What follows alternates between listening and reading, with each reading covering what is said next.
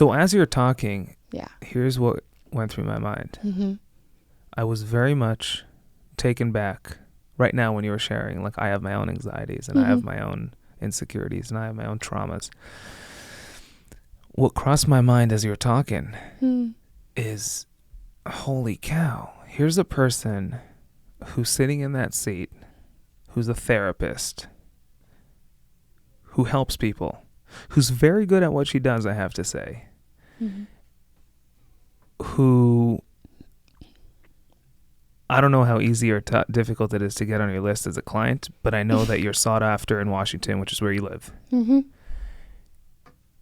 at the same time, here you are, that same person, sharing how you too have anxieties and insecurities and traumas and things like that.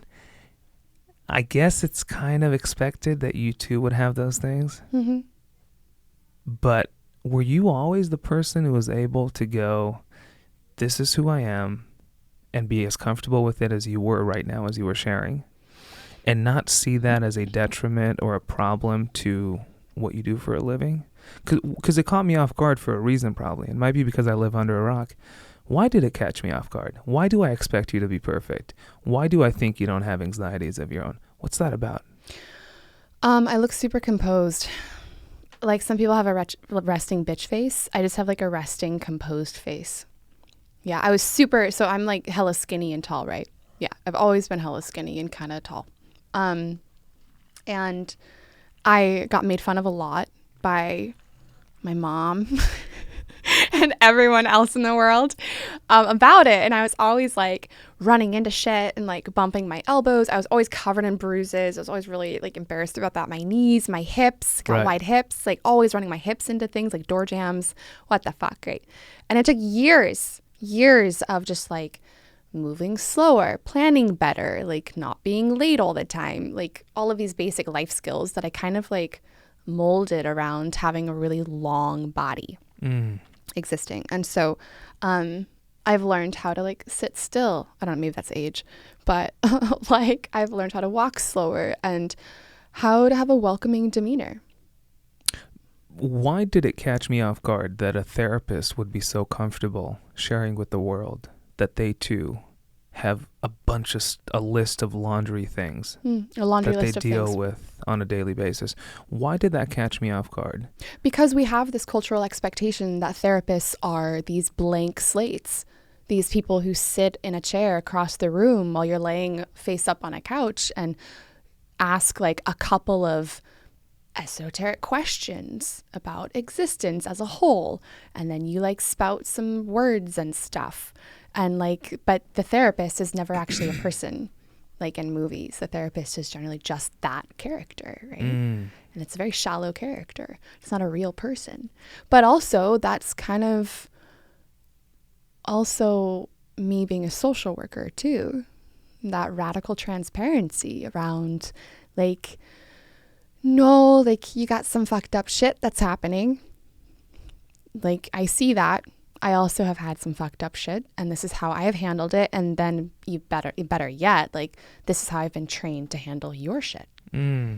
So like being able, and like I said, also this value, the value in this and sharing this, that I'm a real person, is that it normalizes this type of experience for other people who might not be feeling normal. Right. And that makes people feel isolated. Right. And when people feel isolated, they can do scary things, very scary things. They can shoot up high schools. They can hurt themselves. They can commit suicide. They can do damaging things. They can cheat on their partner. Whoa. It's isolation. It's feeling like you're not part of this system and you're not relating to the world in the same ways that everyone else is relating. And I never, ever, ever, ever, ever, ever, ever want my clients to leave feeling that way. Feeling that they are the only ones in the room dealing with things. Absolutely. I think that's so deep.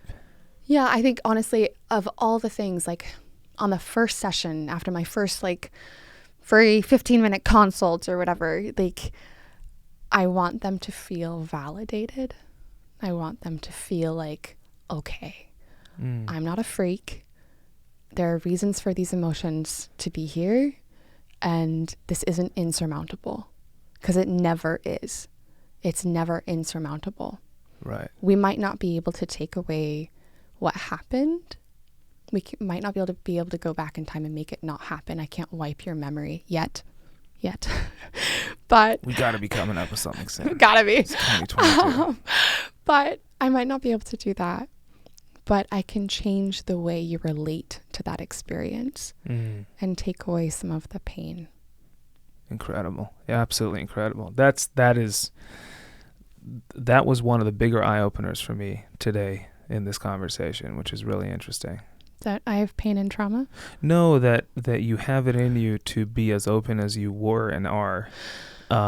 Specifically being in a position where, I'm talking with a well-to-do therapist. And again, like I said, it might be because I live under a rock and I don't, I don't sit all day, talk with therapists all day long, and therapists, on the contrary, don't sit and share with me their traumas. But just came to, as you're talking and sharing, I'm sitting here going, God, she's a human being, and she's a person who, she's a person who's dealing with her own stuff. Yeah. While doing her best to help others. And that's what it comes down to. And that's, sometimes we forget that about therapists. Sometimes we forget that they're just like us.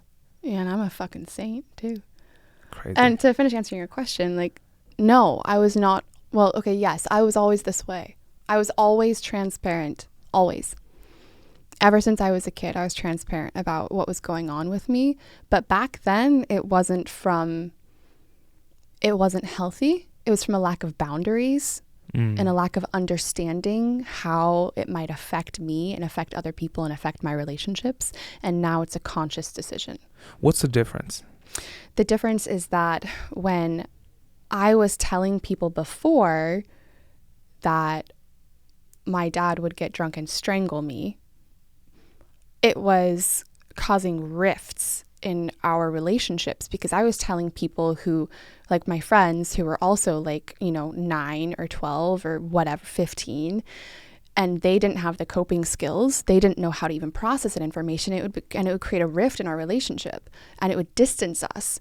So me trying to pull this person closer and tell people what I was dealing with was actually losing me friends and losing me support. Right. And now I'm doing it in ways, and hopefully with like terminology and in structured ways that have a purpose and they have meaning. And it's not in this context of always just me begging for support or help from people who can't help me or don't know how. It's to make other people feel more comfortable and safe. Incredible.